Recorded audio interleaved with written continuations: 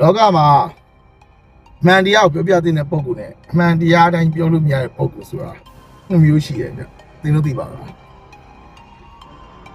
ကျောင်းရတစ်ခုကိုဆွေးနွေးတဲ့အခါမှာမောင်ဖြူဆိုတဲ့ပုံကူကသူ့ရဲ့ topic ကိုခိုင်မာရှိတဲ့သက်သေတစ်ခုနဲ့သူကပြောပြတယ်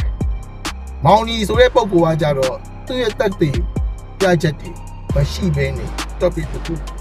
ပြောပြတယ်ဒါပေမဲ့ proud ရှိပေါ့ဗျာတော့က coffee နဲ့အပြည့်အဝသူကပြောပြတယ်တစ်ဖက်မောင်ဖြူပြောတဲ့ topic ကိုသက်သေပြချက်ဘလောက်ပဲခိုင်မာသူဒီလက်မခံဒါလို့ဆိုရှင်ဘလို့လူမျိုးကအမှန်တရားကိုပြောလို့ရတဲ့ပုံကိုလေဘလို့လူမျိုးကအမှန်တရားနဲ့ပြောလို့မသိတဲ့ပုံကိုလေဆိုတော့သင်တို့ရွေးချယ်တယ်ဖြစ်ပါတယ် Don't waste your time လူနာအပင်ရှင်ပြောတော့သူတို့အမျိုးဝင်ရ